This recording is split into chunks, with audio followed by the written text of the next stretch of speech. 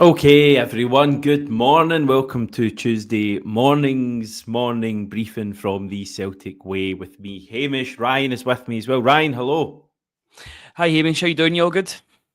I am all good, Ryan. I'm pumped and ready to go for the week. And Celtic going for title number 4 in a row, 55 in total.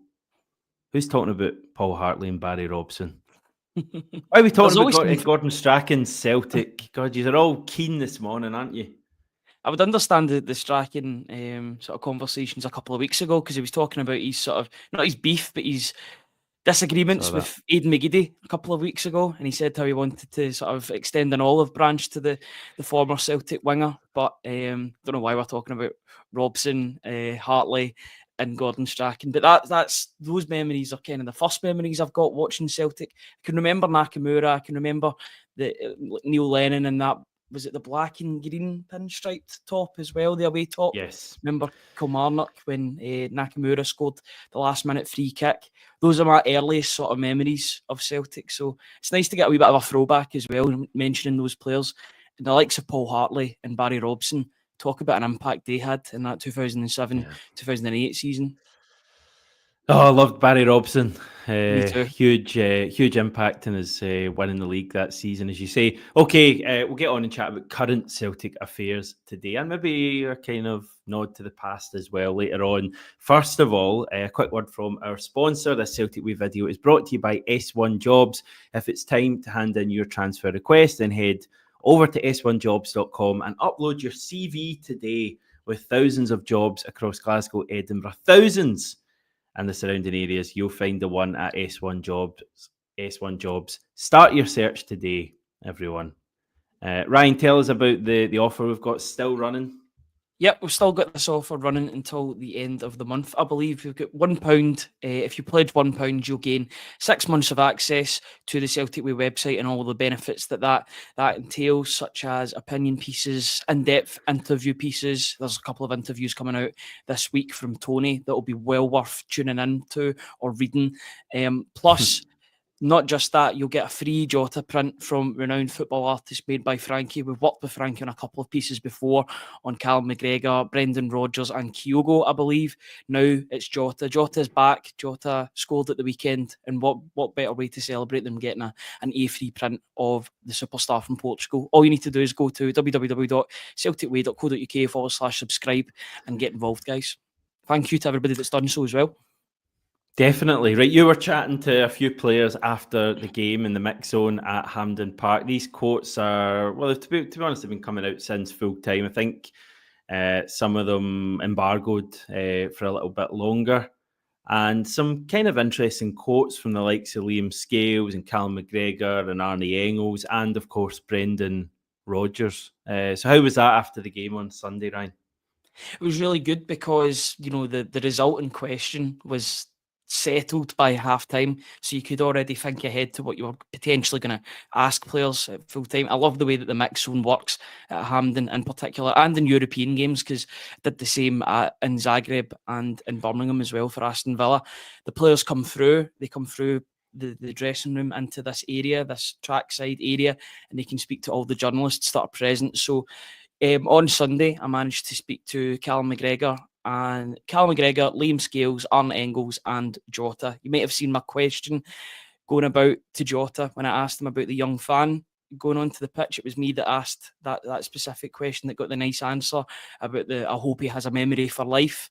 Jota was a joy to speak to. He sat and spoke to us for 5 minutes, and every answer that he gives, he's always he thinks out his answers as well. Yes, he's a football romantic, but he's also very articulate when he speaks to the media. He knows what to say. He'll rebuff a question if he feels that the question doesn't suit him, which is good Yeah. for a player, because I like a player to stand their ground and give you that bit back, because I think that's every bit as good as a good answer sometimes.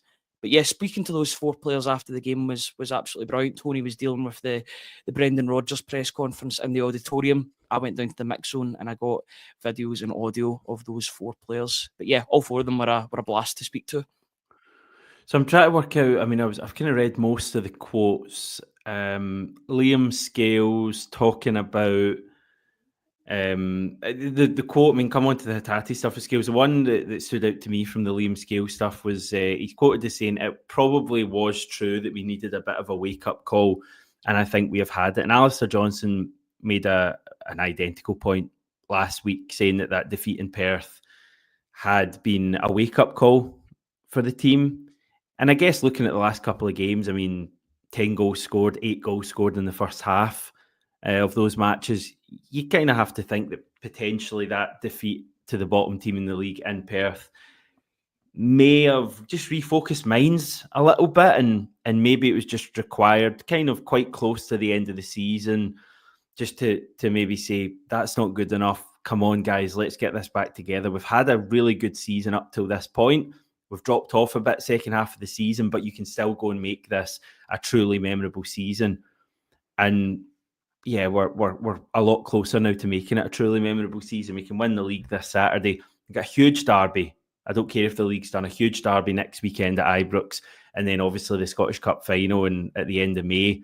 You win all those 3 games and you're looking at a truly memorable season. So I thought that was interesting that he was talking about it being a wake-up call. Time will tell when we look back at the end of the season if it truly was the wake-up call. The other quote from Liam Scales that you touched on a bit was an apology to Reo Hatate for the third goal, was it? And I watched the clip back because Liam Scales is talking about Hatate being open for a pass and not giving it to him. And I don't know if he got an earful from Hatate or whatever, and he apologised. And then literally 2 or 3 seconds later, Scales picks up the ball again and threads that lovely pass through for Hatate. But I watched it back and I don't know, I think it's kind of harsh. Scales is kind of harsh on himself because I didn't think Hatate was like obviously there for a pass or anything. But for the actual goal itself, it was great football. Yeah, absolutely. And Hatate was absolutely magnificent on Sunday. And I did touch upon that. There's an article available on the Celtic Way website right now where I speak about his 11-minute masterclass at Hampden, 3 assists and 11 minutes of play. He's got 6 goal contributions and he's passed 2 games.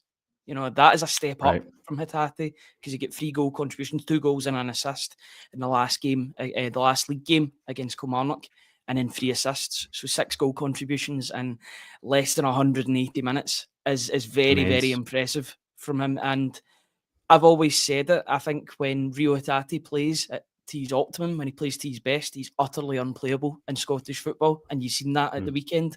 St Johnstone did not know what to do with him. And when you add the likes of Liam Scales playing cutting passes from the back, when you add Greg Taylor playing that inverted role and really overflowing the midfield, there's points when he's free and there's nobody marking him. And even when somebody is marking him, he is impossible to mark because he'll just sit you down. A couple of the goals on Sunday, he drops his shoulder and he sends the St Johnstone player the complete opposite direction. Hatate's one of these players that's worth the admission fee whenever you go and watch him. When he's on form like that, he's an absolute joy to watch. I think the only one criticism people have got of Hatate is not that he's a bad player, because everybody knows he's not, but that he's inconsistent and sometimes he can fade in and out of games. But when he's in a game, trust me, that both Celtic fans, away fans, Celtic's team, his teammates, his manager, and the opposition, they know all about it. But yeah, I was delighted with his performance on Sunday. It was a real statement from him. Whether it's him in the shop window looking for a move potentially in the summer, I'm not too sure. I don't know his long-term future. But I think every player's playing for a move eventually, and I like seeing that level from Hatate shown at the National Stadium. He did say he wanted to score at Hampden. He's still got one more opportunity to do that in the final, as long as Celtic get that win next month. Has he never scored at Hampden? No, he's had about 4 or 5 assists, to be honest. I remember him being really good against Rangers, particularly in I think it was the League Cup final after the World Cup. Yeah. You remember when it was delayed? I think he played a good assist into Kyogo, and Kyogo tapped it in. Kind of similar to the way that Ida scored against St Johnstone at the weekend. He likes being that distributor, but I would love him to have his own moment, particularly against a team that he knows how to play well against in Aberdeen. He's had a couple of really good moments even this season against Aberdeen. You wouldn't put it past him to go and do it again against Jimmy Theleen's side. Yeah, he scored a few against Aberdeen this season. The thing I loved about that third goal, the Ida one, if people watch it back, it only kind of became obvious to me earlier today when I was rewatching the highlights, is the ball's played through to him and he actually has to wait a while for Ida to arrive. Ida's kind of behind a bit, but rather than like panicking or just feeling, I'm in such a good area here, clearly Hatate couldn't score from that position. His only option was to put it across. And rather than thinking, just get this across and hope for the best, he holds and he waits and he holds and he waits. And he ends up right at the last minute, just clipping it across. And Ida by that time's right between the posts and has a tap in. So if people watch that back, I thought that was really underrated play. I think if he plays it away right away, Ida probably doesn't get on the end of it, but he just holds. And I think that's Hatate in a nutshell. Again, when you're talking about those nice wee kind of dropping the shoulder things he did in crowded areas on Sunday, that's what we love about him. He's got that calmness, and maybe that's why later in games he kind of tends to look a bit better than early, because maybe the game's a little bit stretched at that time and players are a bit more tired, and he looks really elegant and is able to take advantage of that. The issue is, like with Hatate, sometimes you kind of want to shake him and say, look, wake up here and really get involved in this rather than being so relaxed. But last couple of games he's been great, and I think a lot of us feel he's probably going to move on at the end of the season. Now, I don't know if we're right or wrong in thinking that. There's been no actual indication from anywhere to say that he will move on, but I think it just feels to a lot of his 3.5 years at the club like it would be his time to leave. So he's another one, maybe like Greg Taylor, maybe not like Greg Taylor, who's probably hoping to really finish his time at Celtic strongly. It's one of those ones where Hatate's deceptively older, I would say, because people maybe view him as a younger player. But he came to Celtic when he was, 23, 24 years old. He's now 27. He'll be 28 come the end of the year. I think now, if he doesn't move on this summer, then you can start to talk about him maybe spending the next 2-3 years at Celtic. I think now is not the right time for him to move on, but maybe in his mind he'll say, right, this is the opportunity that I've got. I won't get this opportunity again, because Premier League teams will look down upon a player that's 28, 29. They just won't. There's no market value in a player like that. Unfortunately, these teams operate like that. Yes, he'd still be a good player, but they wouldn't get a profit on their investment if they were to bring him in. So he'll either move on this summer, or he'll look and maybe try and cement his legacy even more by staying at the club. As much as I think a lot of people are expecting him to move on this summer. It seems to have been sort of accepted by the majority that he will move on. It's the right time. Maybe Celtic will go back in for Lennon Miller and there'll be a bit of a change up in the midfield. Bernardo will make more of an impact in his second full season as a permanent Celtic player. But I would love to see him stay, because Celtic don't have anybody else like him, the way he unlocks defences with his defence splitting passes. Yes, they've got defenders that can do that in the likes of Liam Scales, Carter Vickers, other players, Greg Taylor can do it too. But in terms of a midfielder that brings that X factor, that brings that excitement whenever he's on the ball, I think they're limited, and they're limited to what Celtic can get as well. It'll cost a lot to replace a player like Hatate. So if there is no better option for him, then why not stay? Why not renew your contract and really cement your legacy and become a Celtic legend? Because his resume is already pointing towards the fact that could be the case for him if he was to stay another 4 years. I think he's got 7 or 8 trophies already at Celtic. It's an incredible total for being at the club for only 3.5 years. I'd love him to stay personally, but I would understand if he left.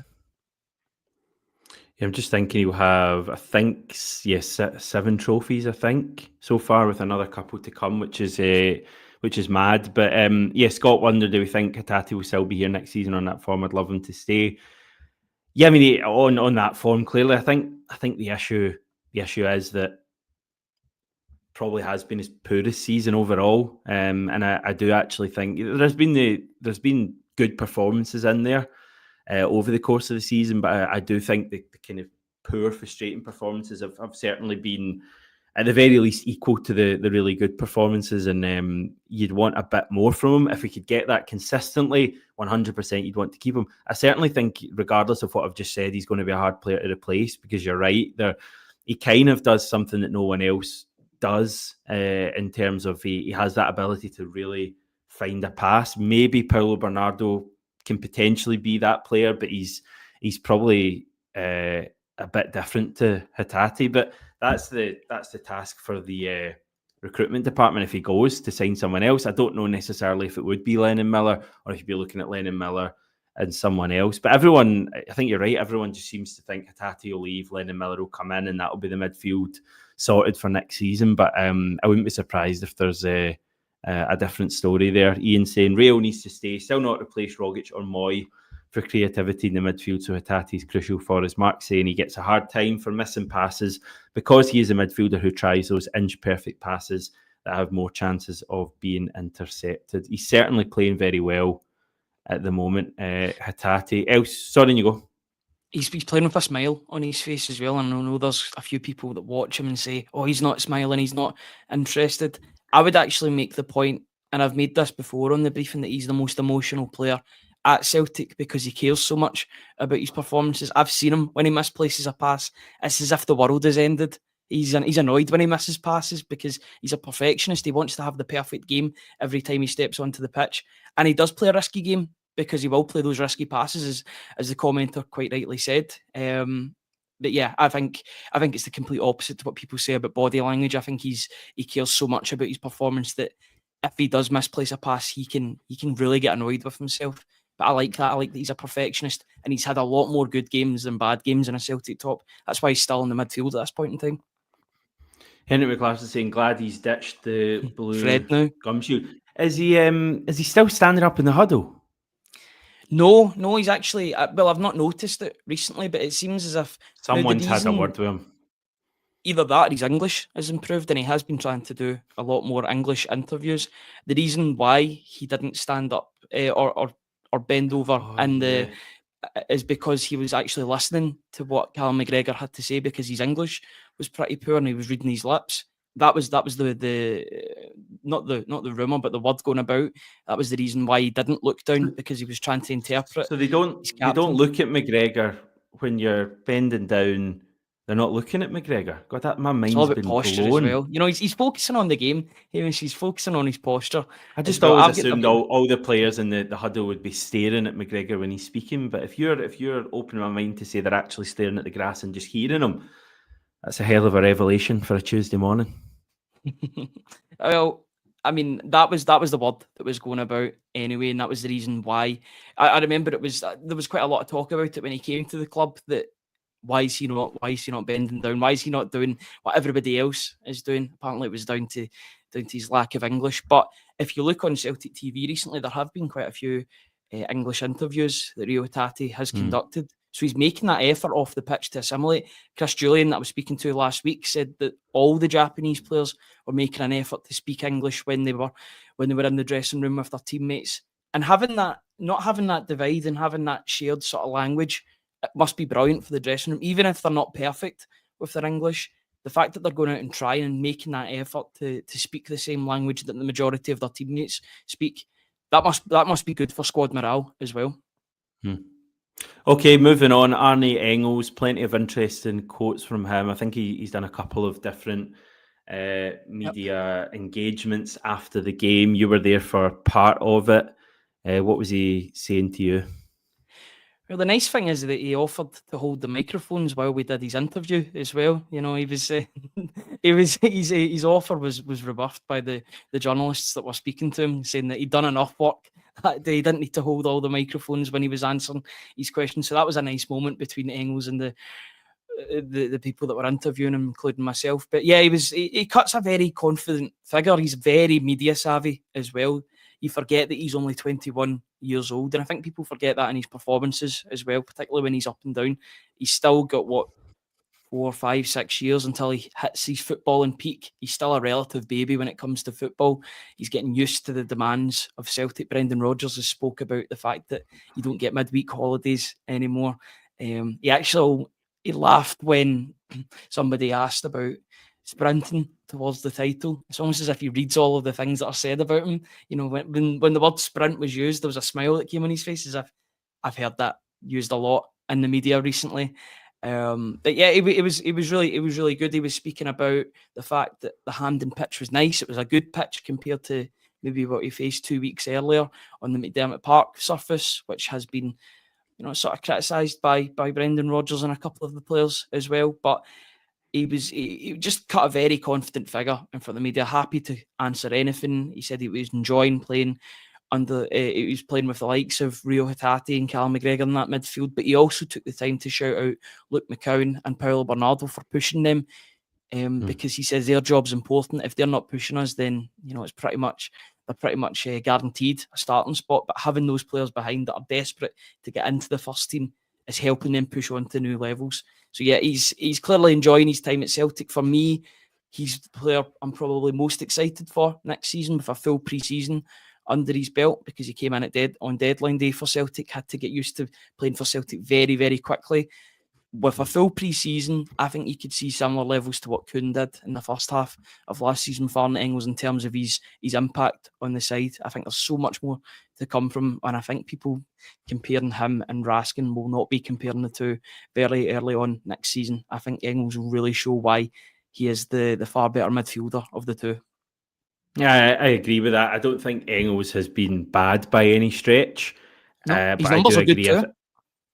Yeah, I think it's 10 goals as he scored. I don't know how many of those are from open play. That would be the only thing I would say.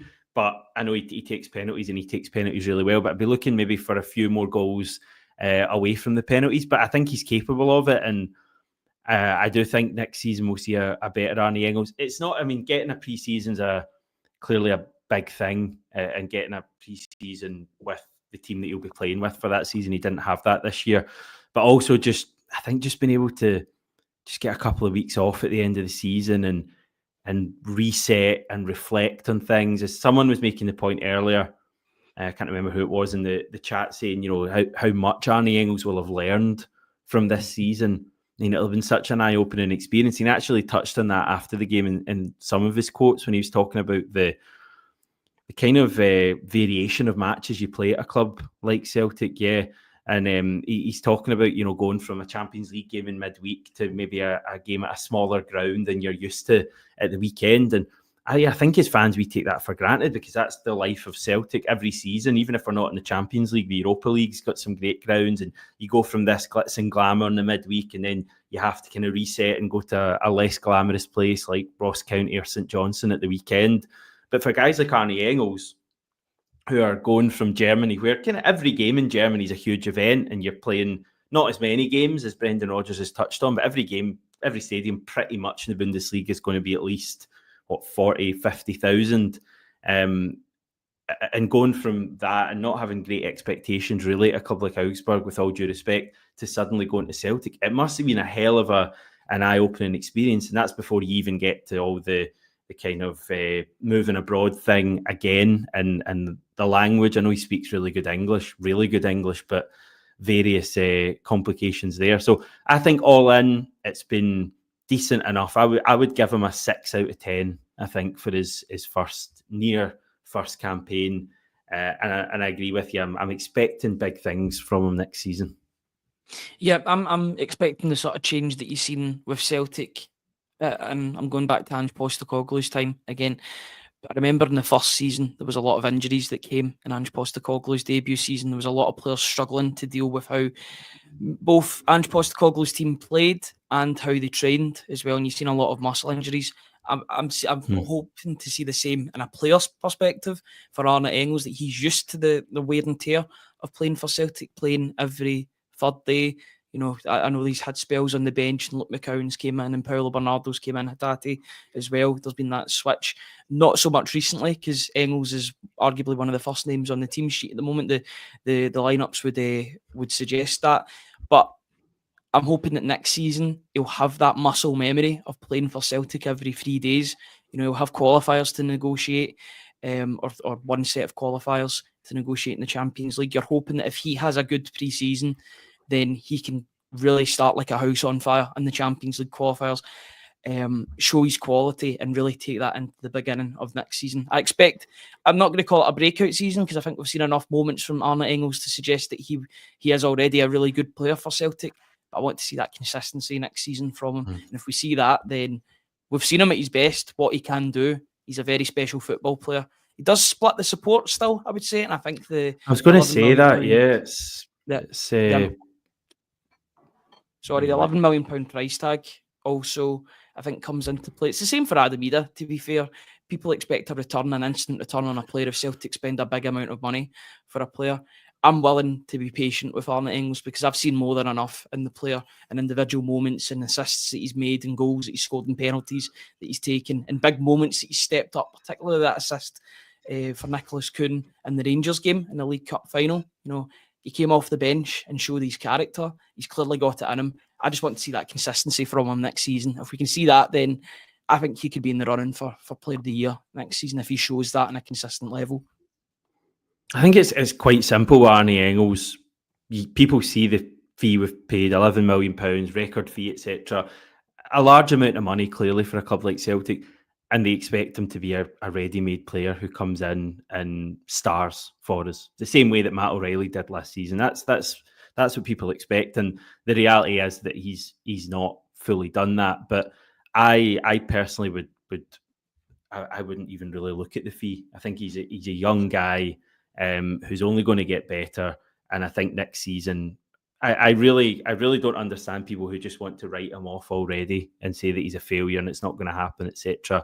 I'm pretty sure we'll see a better Arie Engels next season. If I'm wrong, unless people can come back and chat to me, I'd hope equally if in my opinion, when Arie Engels turns out to be a star for us, people hold their hands up and say that they got it wrong about him. But I think definitely we'll see a better Arie Engels next season. I don't think people will be questioning the £11 million we've paid in a year's time. That's what I would say. I think I've seen enough from him. He's young. He's even speaking about that after the game. He's saying, I'm still young. I still need to learn. And Brendan Rodgers has said the same thing. So, positive about Arie Engels. Do you think we'll see Kasper again this season? Sinazalo has been playing well. Sounds like Kasper Schmeichel isn't a million miles away from coming back. So that'd be good. Sinazalo made a great save, though, on Sunday as well. Tell us about the Moussa Dembele story then, because I know you put that up on the website. I did, and it went wild on Celtic's news platform, News Now. On News Now, it was the top story for hours. Up until I think there was a story about Pope Francis and his Celtic connection that he had a couple of years ago. But before that, this was the biggest story on the internet with regard to Celtic. Moussa Dembele. I didn't realise that he also owns, or his investment team also owns a club in Mali, AS Mansa. But he has bought a club in Lithuania, a Lithuanian second division team, FK. I don't want to butcher this. Manija. I was reading about them yesterday. They're quite a small club in Lithuania. They're not like Kaunas. Remember them back in the past. I remember Sūduva. In particular, Sūduva, yes, FK Sūduva.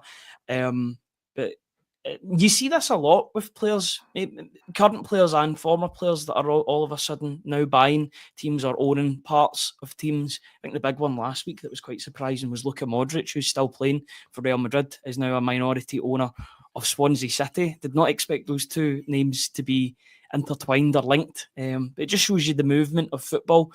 And, Moussa Dembele still making a hell of a lot of money in Saudi Arabia, playing for Al Ettifaq alongside fellow former Celtic player Jack Hendry. He'll be making a lot of money. He's putting that money back into investments, not outside of football, but just off the pitch in terms of ownership of the Lithuanian club.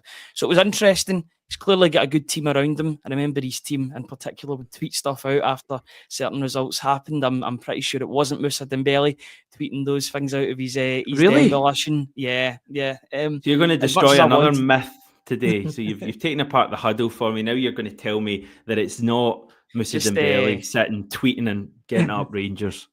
Just wait till I tell you about the Amido Baldi Twitter page as well. Make this a triple, not a double whammy, a triple whammy of myth busting this morning. But yeah, it's good to see that he's keeping his money in football. And I think they also signed the club that he signed a couple of days ago, signed a young Nigerian talent as well. So maybe Lithuanian football is going up in the world, and Dembele's caught that while it's available.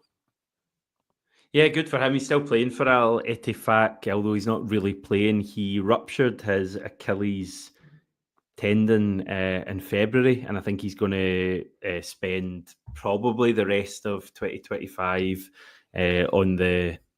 not on the pitch, which is obviously disappointing for him. Still only 28 as well, which is mad, really. It's funny how his career's kind of gone. I know he's had some good moments with Lyon, and people forget he played for Atletico Madrid and won the league with them, but I don't know. I thought he would maybe go into a slightly better career after leaving us, because what a player. Yeah, he had thorn in the side of Pep Guardiola as well. He scored a couple of goals against Pep Guardiola's Manchester City team. He scored in the quarter-final. I remember that was one of the weirdest sort of knockout football times when it was all getting played. I think it was in Munich. All of the games were getting played in Germany. Lisbon. That's terrible. Yeah. Terrible. I think the Europa League was Germany. I think that's where I remember it, because Rangers played Bayer Leverkusen the second leg of that game. I remember Kai Havertz in particular. Yeah, I remember him scoring in the quarterfinals. I think it was both Lyon and RB Leipzig that were the two big surprises in that competition, because they really did shock some of the bigger teams. I think that was the season that Bayern Munich won the Champions League. It's just everyone. It's just Ryan talking about COVID football again. His favourite topic. It's cool. COVID football. Do you go to bed and do you go to bed and have dreams of like empty stands and hearing the players shouting and fake crowd noise and all that? It's more nightmares than dreams when it comes to that sort of thing. That's for as much as I talk about it, it's a time that you really just don't want to go back to. I mean, I always go back to the memory of going to that Jablonec game, the first game back with all the fans after lockdown, after all the trials and tribulations of the COVID season. Yes, it was only Jablonec. I remember when Joe Hart made a simple save, and a lot of the Celtic support were like, we've not seen that in a while. We've not seen a goalkeeper make a decent save like that. But it's one of my favourite moments, despite it being a pretty straightforward game for Celtic in the Europa League qualifying. It was one of those great moments where all the fans were back, and here's hoping that never happens again. The fans get locked out and it can stay the way that it is just now, because Celtic are pretty good when the fans are in the stadium. Yeah, we are. We win trophies. Whenever fans are actually allowed into the stadium, Celtic are dominant and we win trophies. Okay, that's where we're going to finish.